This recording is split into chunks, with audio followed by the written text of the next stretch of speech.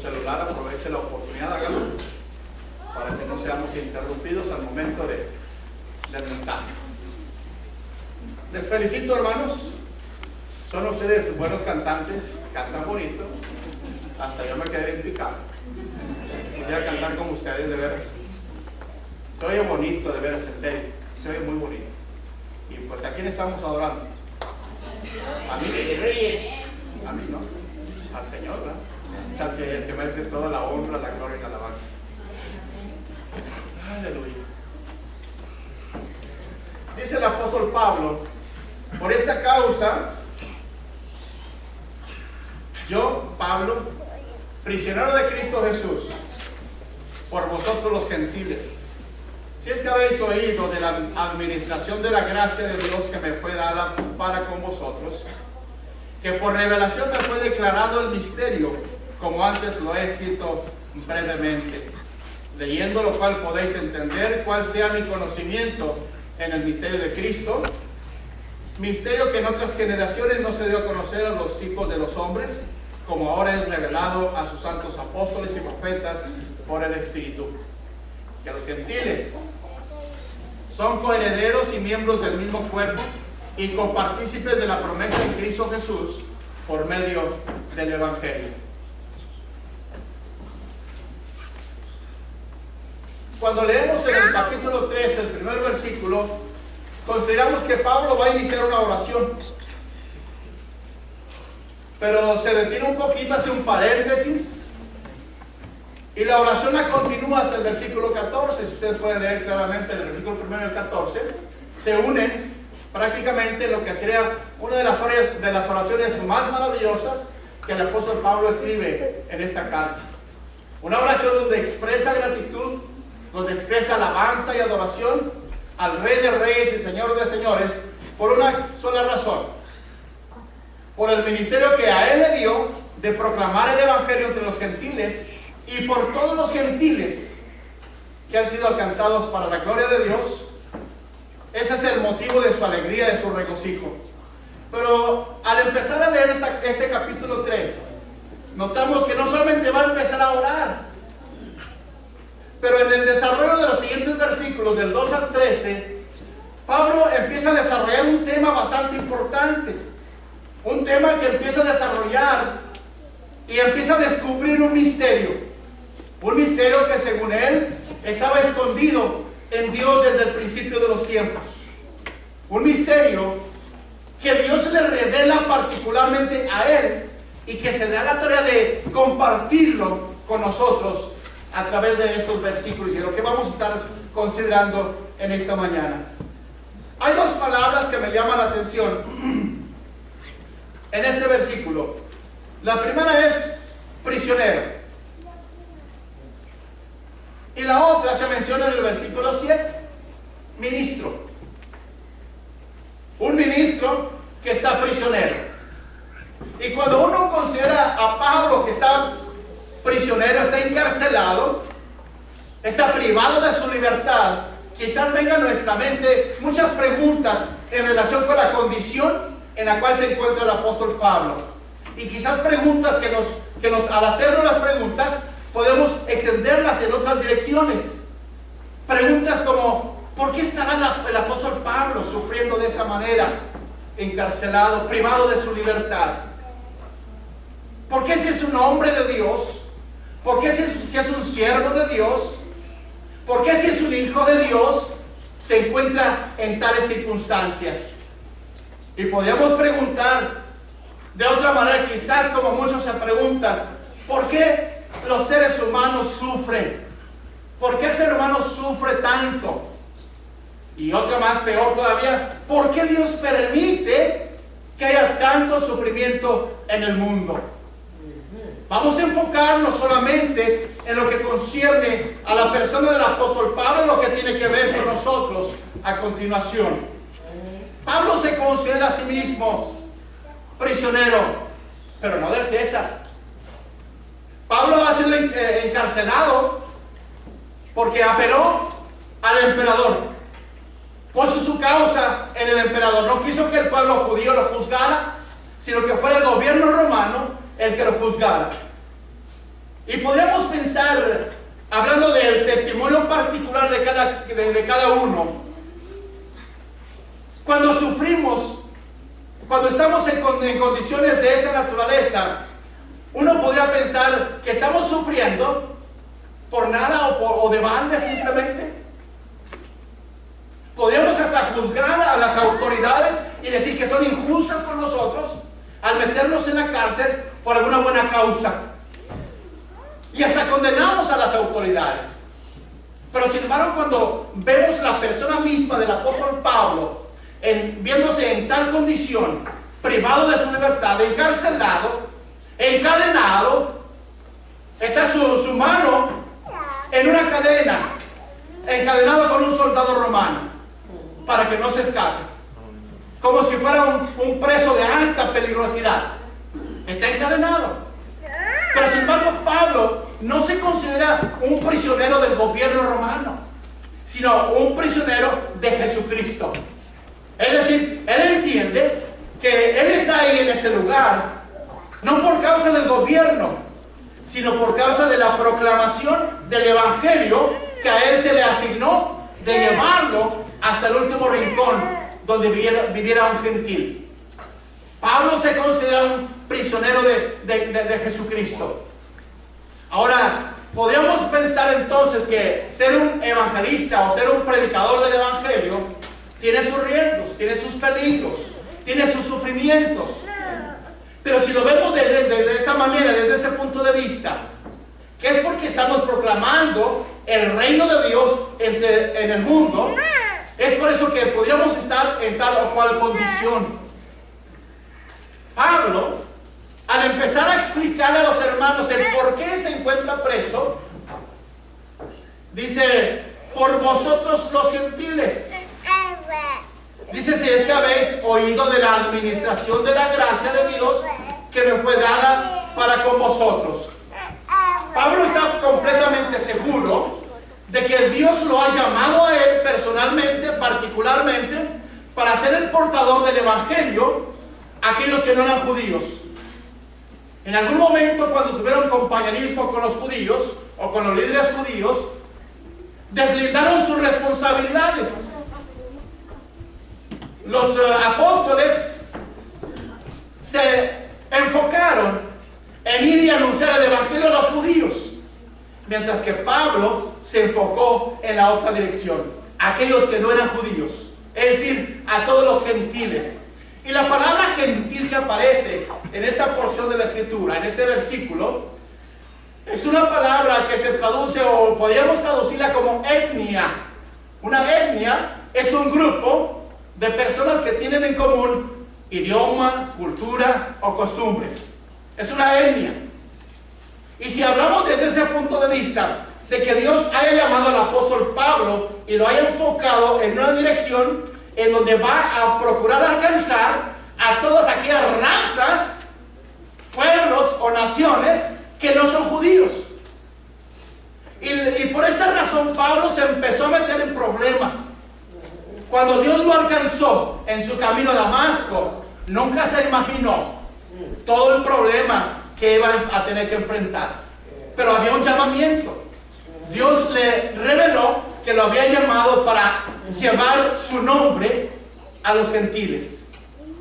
Y en algunas ocasiones podemos pensar en el precio que el apóstol Pablo tuvo que pagar. Jesús mismo fue honesto con él y le dijo todo el costo que iba a implicar. Dice: yo le mostraré a este cuánto le es necesario padecer por mi nombre. Vea, Pablo fue llamado para un ministerio específico, anunciar el evangelio, y eso le iba a acarrear serias dificultades, y empezaron precisamente esas dificultades con su misma raza, con los judíos.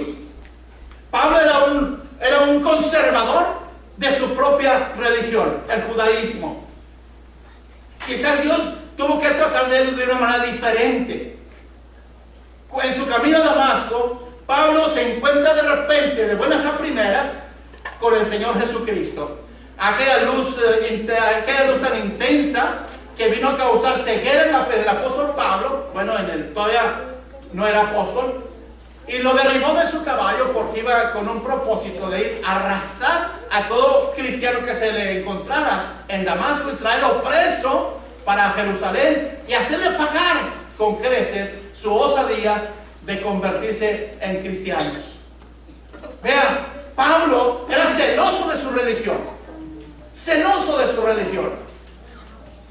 Y él estaba dispuesto, como en realidad lo hizo al principio, si era necesario tener que maltratar a la gente o estar de acuerdo en que se le matara, él estaba dispuesto a pagar ese precio.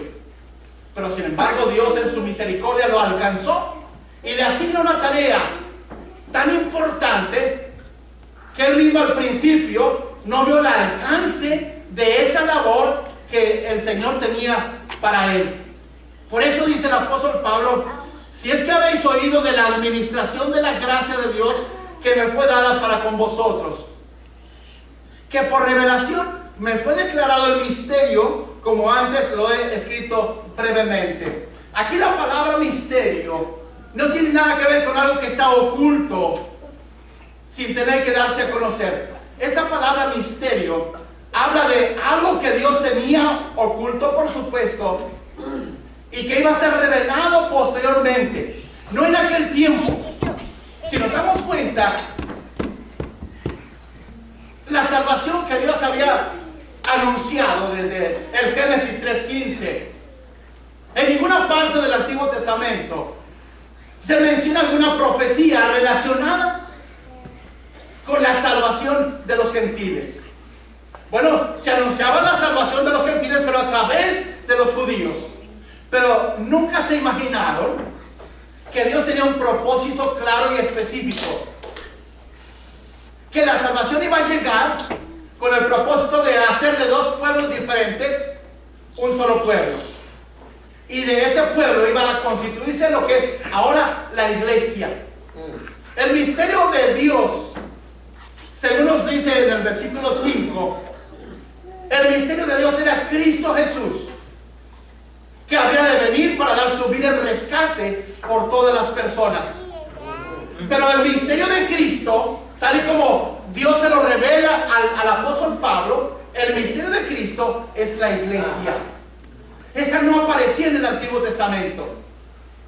Podemos decir que era un secreto que estaba para ser revelado no en los tiempos del Antiguo Testamento, sino en los tiempos del Nuevo Testamento. Por eso dice ahí en el versículo 5, dice: el misterio que en otras generaciones no se dio a conocer a los hijos de los hombres, como ahora es revelado a sus santos apóstoles y profetas por el Espíritu. Ve, el apóstol Pedro, hablando precisamente de este tiempo de la iglesia, dice que los profetas del Antiguo Testamento se preguntaban a sí mismos y le preguntaban a Dios cuándo ocurrían todas esas cosas. Pero dice Pedro que no les fue permitido a ellos conocer, sino ahora a través del Espíritu Santo revelado a los apóstoles y profetas del Nuevo Testamento. Un misterio oculto. Ahora, ¿cuál es ese misterio? Dice en el versículo 6, vea usted, hermano, que los gentiles son coherederos y miembros del mismo cuerpo y copartícipes de la promesa en Cristo Jesús por medio del Evangelio.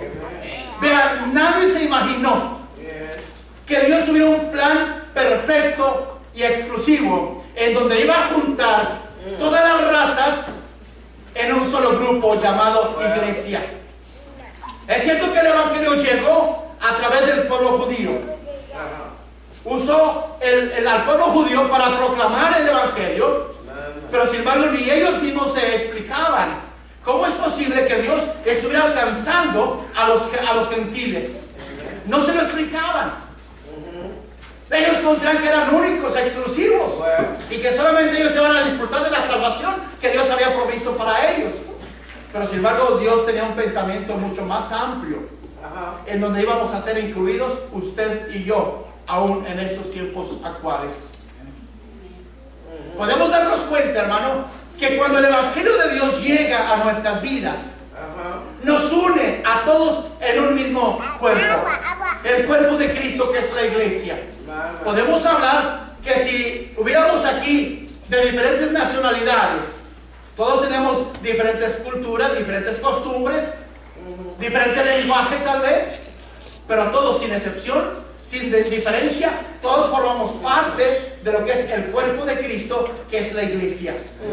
Y esto no les cabía en la cabeza a los apóstoles en el inicio cuando empezó la iglesia a crecer.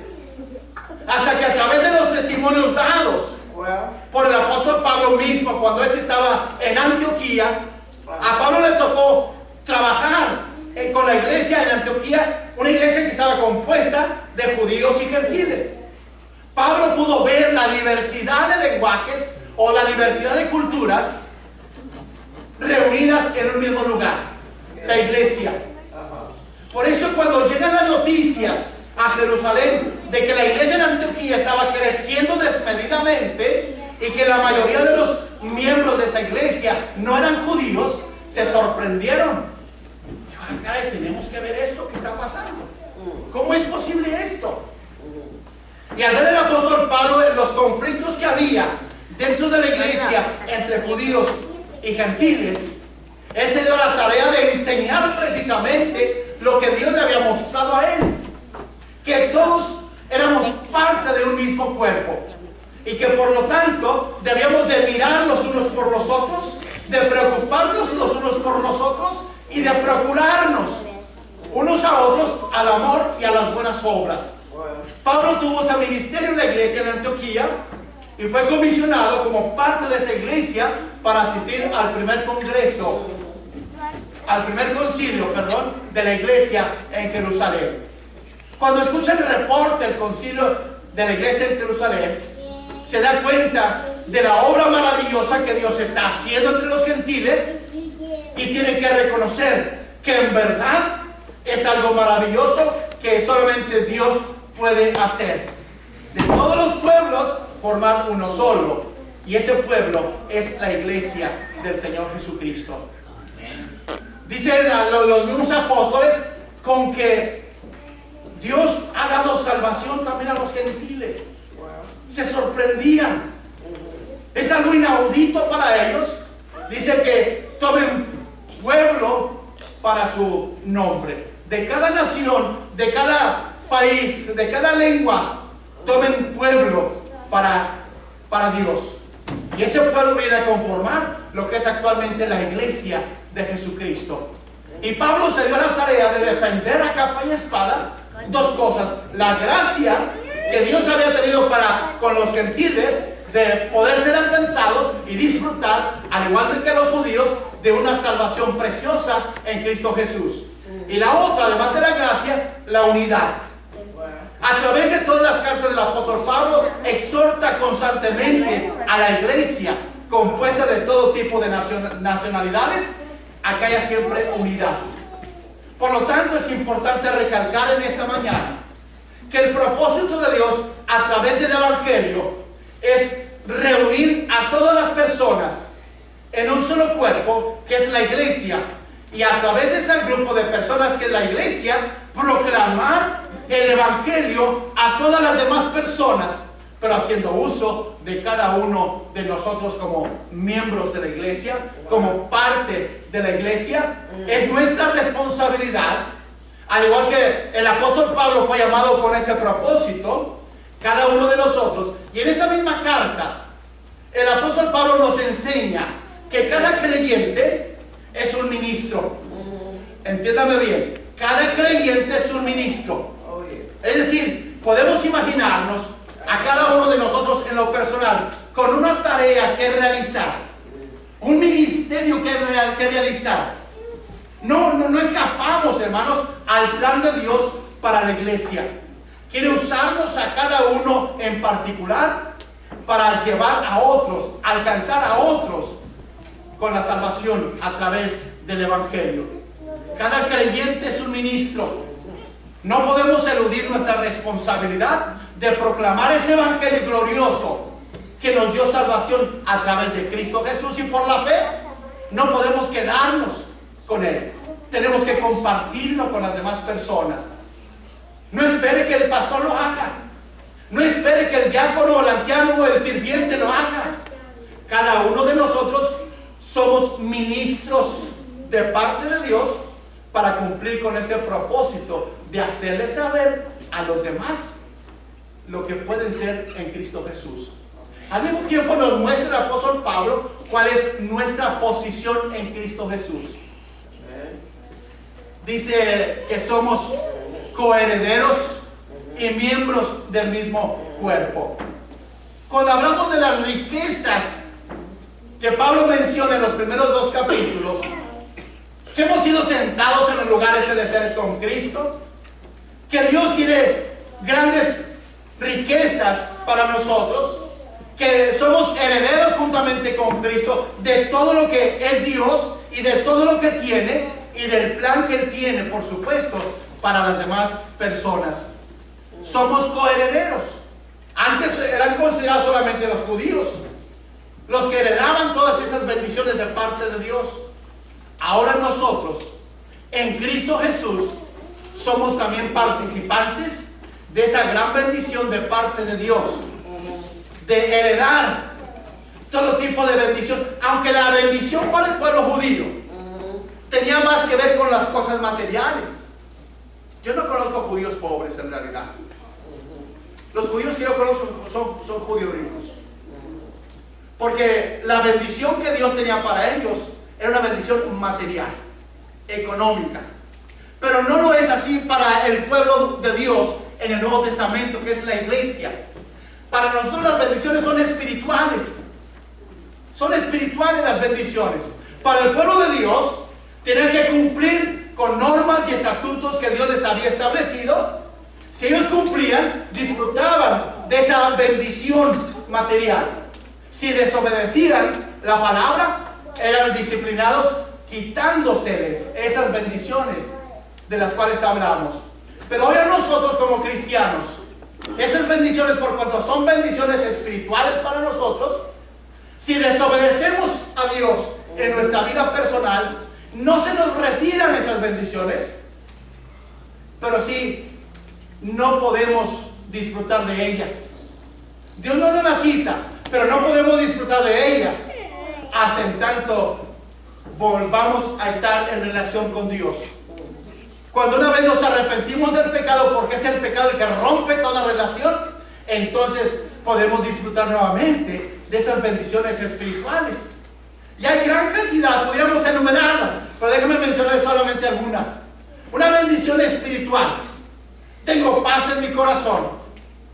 Otra bendición espiritual: tengo gozo, tengo alegría. A pesar de las circunstancias, a pesar de las tribulaciones, puedo regocijarme en Dios. Ese gozo y esa paz no se me quitan. Puedo disfrutar de ellas. Pero si hay pecado en mi vida, entonces no puedo disfrutar de ellas. Por eso nos sentimos intranquilos, no hay tranquilidad en nosotros, nos desesperamos. ¿Por qué? Porque se nos han retirado esas bendiciones espirituales. Pero cuando nos reconciliamos con Dios, entonces podemos volver a disfrutar de esas bendiciones espirituales. Y ahora como judíos, ¿qué eran ellos? Podían disfrutar de las cosas materiales. Pero ahora nosotros, como formamos parte del mismo cuerpo, también somos herederos juntamente con ellos de todas las riquezas espirituales que Dios tiene para nosotros como iglesia. Y también dice que somos miembros del mismo cuerpo, es decir, de la iglesia.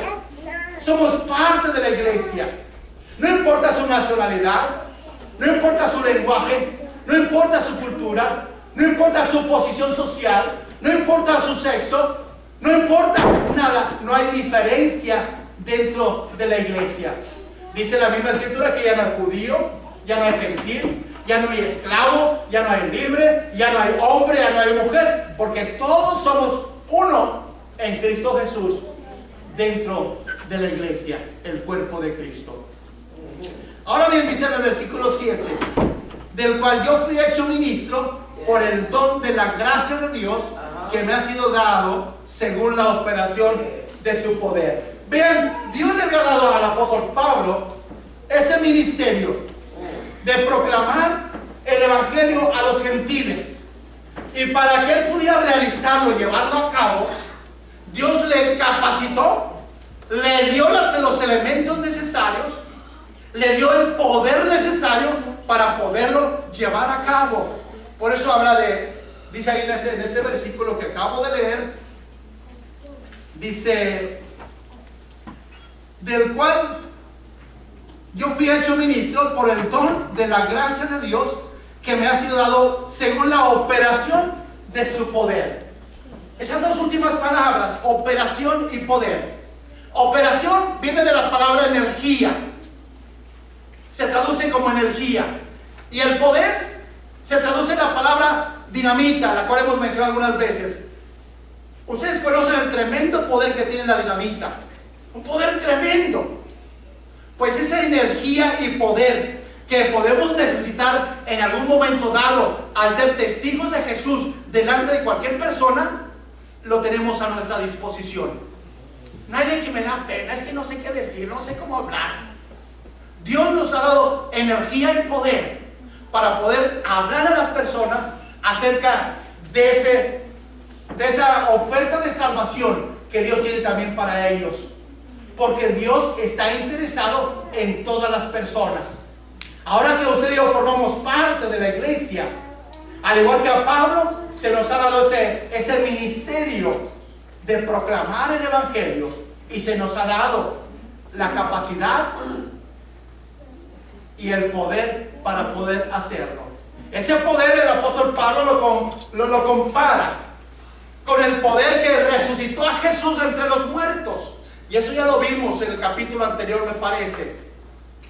Con ese poder con que Dios levantó a Jesús entre los muertos, ese mismo poder está a nuestra disposición. Lo podemos usar usted y yo. Ese poder es para usted. Ese poder es para cada uno de nosotros. Por lo tanto, si no vamos a proclamar el evangelio, entonces nos estamos constituyendo en desobedientes. Y la desobediencia trae maldición. Si la obediencia trae bendición, la desobediencia acarrea maldición. Entonces, Dios nos ha dado la capacidad y el poder necesarios para testificar. Pablo tuvo serios problemas, enfrentó muchas oposiciones.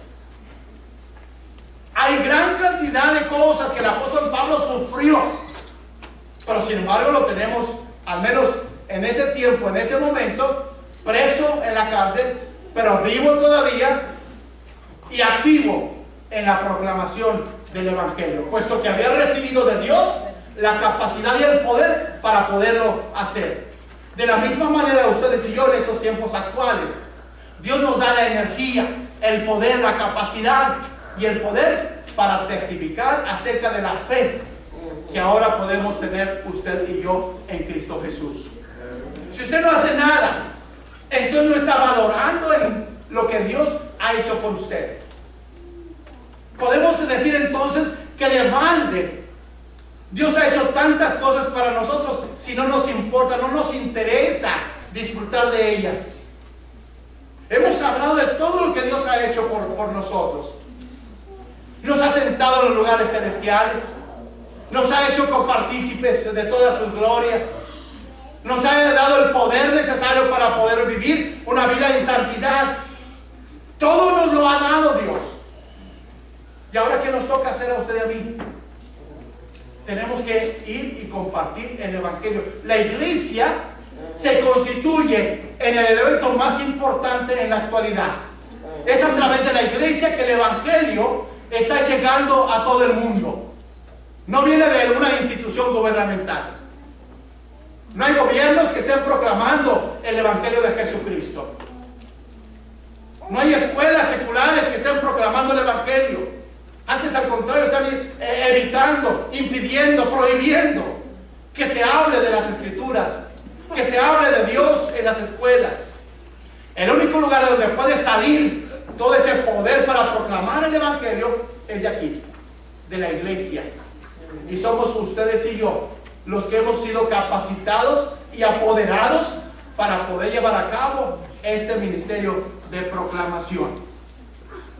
Dice en el verso 8: a mí, que soy menos que el más pequeño de todos los santos, me fue dada esta gracia de anunciar entre los gentiles el evangelio de las inescrutables riquezas de Cristo. Vea, Pablo se consideraba indigno de tan grande favor que Dios le había dado. Indigno. Quizás estaba pensando en todo lo que él hizo antes de venir al Señor Jesucristo. Perseguía a la iglesia, arrastraba a las mujeres de los cabellos para llevarlas a la cárcel, y estuvo dispuesto a estar de acuerdo en que se asesinara a Esteban. Pablo llevaba cartas del sumo sacerdote en Damasco para que, si había creyentes en aquel lugar, los trajera todos a comer al lugar y encerrarlos en la cárcel. Pablo hizo todo eso. Quizás ahora venga a su memoria lo que él había hecho antes de ser creyente, y él se consideraba indigno de tan grande favor que Dios había tenido para con él.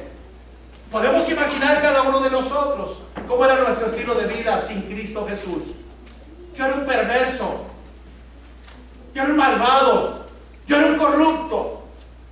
Me avergüenzo de todo lo que hice en el pasado, pero sin embargo Dios me tuvo por fiel al llamarme a un ministerio como el que estamos realizando, la proclamación del evangelio. Dios tuvo misericordia de mí, me salvó, me sacó de la miseria, de la corrupción me trajo, me limpió por completo mi vida, perdonó todos mis pecados, todas las maldades que había hecho, Dios las perdonó, me hizo un hombre completamente nuevo y me dio esa energía y ese poder para poder vivir una vida cristiana aceptable a los ojos de Dios. No es fácil, por supuesto. Tuve mucha oposición y aún la sigo teniendo, pero siempre me refugio en la gracia de Dios y en el poder que Él me da para no desmayar y continuar proclamando el evangelio.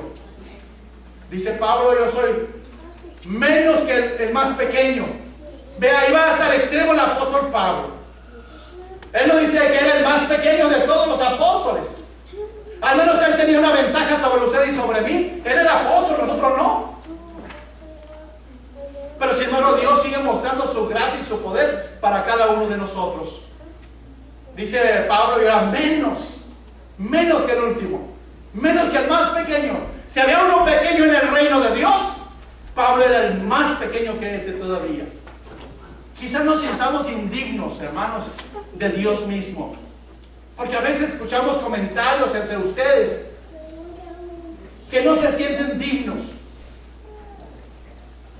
que se sienten indignos de hacer tal o cual cosa para el Señor. Tenemos que hacer a un lado de eso, hermanos. Ahora en Cristo Jesús, usted y yo somos dignos, porque su sangre preciosa nos limpia de todo pecado. Hemos sido aceptados por Él, como hemos sido adoptados por Dios como hijos en Cristo Jesús. Somos dignos, usted y yo. Y Dios nos da todo el poder, la energía que necesitamos para poder desarrollar una vida agradable a los ojos de Dios. No se siente indigno, hermano. Al contrario, que sea un reto para usted lo que Dios quiere para usted. El reto de Dios es que vivamos vidas limpias, vidas que alaben, que adoren a Dios, vidas que glorifiquen el nombre de Dios. Y usted dirá: uy, eso está difícil cuando vivimos en un mundo corrupto.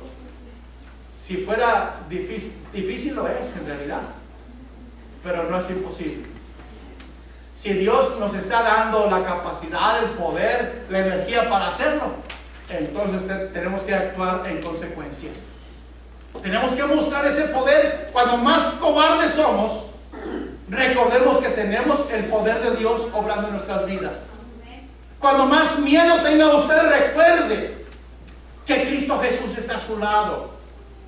Cuando más desanimado se sienta, recuerde que esa situación por la que pasa, ya Jesús la vivió, la pasó y salió triunfante sobre ella. Y ahora está dispuesto para ayudarle a usted a salir adelante. Así que nos garantiza su presencia en nuestra vida. y nos da el poder necesario para triunfar. Dice: a mí, que soy el más pequeño de todos los santos, me fue dada esta gracia de anunciar entre los gentiles el evangelio de las inescrutables riquezas de Cristo. La palabra inescrutable se podría traducir de varias maneras, pero aún queda algo difícil de comprenderla. Inescrutables, que no pueden penetrar, no podemos penetrar en todas esas riquezas de Dios. No podemos encontrarle ni el principio ni el fin. No podemos descifrar toda esa riqueza que tenemos en Cristo Jesús. Puede traducir como infranqueable, es decir, que no hay forma de brincarlas, no hay forma de comprenderlas, de entenderlas. Pero sí Dios nos asegura una cosa, que esas riquezas de Dios son para nosotros. Quizás usted no lo entienda, no lo comprenda, pero recíbalo. Dios se lo está dando a usted. En Cristo Jesús se lo ha dado. Dice: y de aclarar a todos cuál sea la dispensación del misterio escondido desde los siglos en Dios, que creó todas las cosas. La palabra dispensación es un tiempo en el cual Dios trata con el ser humano de una forma. Es una dispensación. Si hablamos del hombre cuando se encuentra en el Edén, llamamos que es una dispensación, un tiempo en que Dios trató con el hombre de una manera. Después que este cayó, Dios empieza a tratar con el hombre de diferente manera, pero sus principios, sus normas no cambian. Solamente la forma en cómo trata con el ser humano. Y Pablo habla de estos tiempos de la iglesia como una dispensación, es decir, un tiempo en el cual Dios trata con nosotros de una forma. Y es lo que Pablo quiere que entendamos. Dice: y de aclarar a todos cuál sea la dispensación del misterio escondido desde los siglos en Dios, que creó todas las cosas. Vea, estamos viviendo una dispensación diferente. Antes de la muerte de Jesús en la cruz, era la dispensación de la ley. Dios trataba con el hombre a través de la ley, y dependía de la obediencia a la ley para ser aceptado por Dios. Su obediencia o desobediencia era lo que hacía la diferencia en sus vidas. Al morir Jesús en la cruz del Calvario, empieza Dios una nueva dispensación, la dispensación de la gracia. La ley no pudo justificar al ser humano, no pudo declararlo salvo, pero la gracia ahora en Cristo Jesús es la que nos alcanza. Somos indignos del favor de Dios, pero su gracia para con nosotros es lo que nos permite poder disfrutar de una relación personal con Dios a través del sacrificio de Jesús en la cruz del Calvario. Si nos apropiamos de ese sacrificio en nuestra vida, entonces Dios ha empezado a tratar con nosotros de una manera diferente, una dispensación de gracia. Podemos acogernos a esa gracia de Dios. Somos indignos de recibir bendiciones de parte de Dios, pero por su gracia es que las recibimos, por su gracia es que las disfrutamos, y es su gracia la que hace la diferencia en nuestra vida personal. Por eso dice Pablo: ese es mi ministerio, ese es el trabajo que Dios me ha dado, de enseñarles a ustedes que estamos viviendo un nuevo tiempo en el Señor. Estamos viviendo una nueva época en el Señor. Y en ese tiempo Dios empieza a tratar con ustedes, con ustedes y conmigo, de una manera completamente diferente. El diablo nunca se imaginó que Dios iba a trabajar de esta manera. Por eso dice ahí en el versículo siguiente, dice: para que la multiforme sabiduría de Dios sea ahora dada a conocer por medio de la iglesia a los principados y potestades en los lugares celestiales. ¿De qué manera la iglesia le muestra a los ángeles la gracia, la misericordia, la sabiduría de Dios?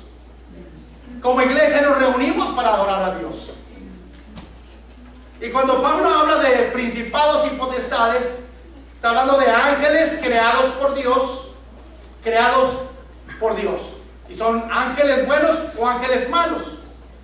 Somos, para los ángeles buenos, somos, dice la palabra, estamos dando a conocer a los ángeles buenos cuando nos ven adorar, cuando nos ven alabar, cuando estamos dando testimonio de lo que Dios ha hecho en nosotros. Los mismos ángeles se quedan sorprendidos. Ay, cuánta sabiduría Dios tenía escondida. Los ángeles no son omniscientes, es decir, no se la saben de todas. Dios es omnisciente. Él sabe todas las cosas, conoce todas las cosas, nada hay oculto para Él. Pero los ángeles no son omniscientes. Por eso, al darse cuenta cómo Dios está trabajando con la iglesia, se quedan admirados de cuánta sabiduría tiene Dios y al cual están sirviendo a ellos. Los ángeles conocen del poder de Dios porque vieron cómo creó todas las cosas. Pueden ver el poder de Dios a través de las cosas creadas. Pero cuando hablamos de la obra que Jesús hizo en la cruz para formar una iglesia, se quedan admirados los ángeles. Dice, caray, cuánta sabiduría hay en Dios. No lo sabíamos, no lo habíamos descubierto. Y para los ángeles malos, ¿de qué manera les mostramos la sabiduría de Dios? Porque al ver los ángeles malos, hermanos, al vernos cuando estamos adorando, cuando estamos alabando, glorificando el nombre de Dios, cuando estamos viviendo en verdad la palabra de Dios, los ángeles malos se dan cuenta que en realidad Satanás no es sabio. No es sabio. ¿De qué manera? ¿Por qué lo dice? Porque nunca pudo descifrar el plan de Dios para estos tiempos actuales. El diablo conoce las escrituras perfectamente, mejor que usted y yo juntos. Las conoce perfectamente las escrituras. El diablo sabía lo que Dios iba a hacer para salvar al hombre. Sabía de qué forma iba a hacerlo, cómo lo iba a hacer, qué medio iba a usar. Todo eso lo sabía el diablo.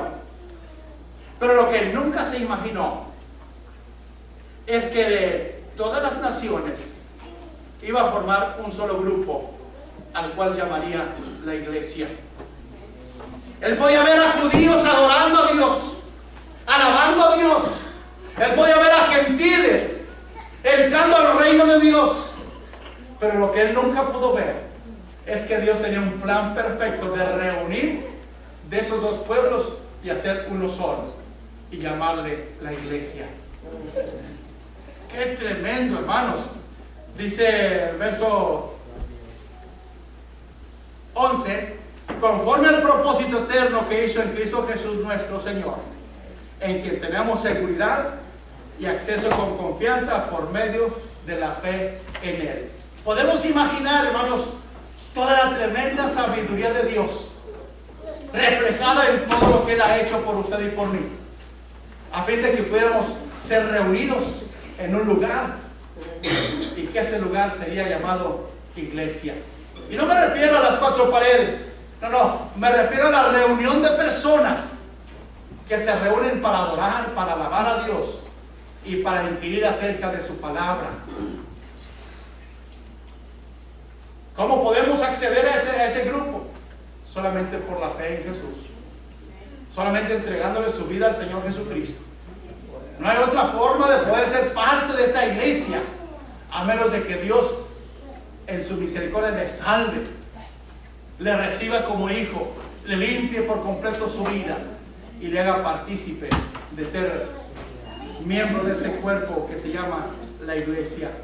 Y termino, verso 13: por lo cual pido que no desmayéis a causa de mis tribulaciones por vosotros, los cuales son vuestra gloria. No desmayen ustedes, dice el apóstol Pablo. Ustedes piensan que soy injustamente encarcelado. No lo crean. Todo es parte del plan de Dios para mi vida. Podemos imaginarnos todas las tribulaciones que pasó el apóstol Pablo, pero todas obedecían a un plan perfecto de Dios para su vida personal. Podemos pensar cada uno de nosotros en lo personal. Quizás hemos pasado dificultades, hemos enfrentado problemas por la fe que ahora tenemos en Cristo Jesús, pero todo eso era parte del plan de Dios para nuestra vida personal. Ahora la palabra de Pablo: no desmayen, no den marcha atrás, no se conformen. Si estamos conscientes de todo lo que Dios ha hecho por nosotros, hermanos, no nos conformemos a ser los mismos de hoy, el día de mañana. Que cada día seamos mejores hijos de Dios, que cada día vivamos vidas mejores a los ojos de Dios, vidas más agradables a Dios, más limpias, más santas, que Dios nos ha dado el poder para poderlo hacer, lograr llevarlo a cabo para la honra y gloria de su nombre. Que el Señor les bendiga. Vamos a participar de las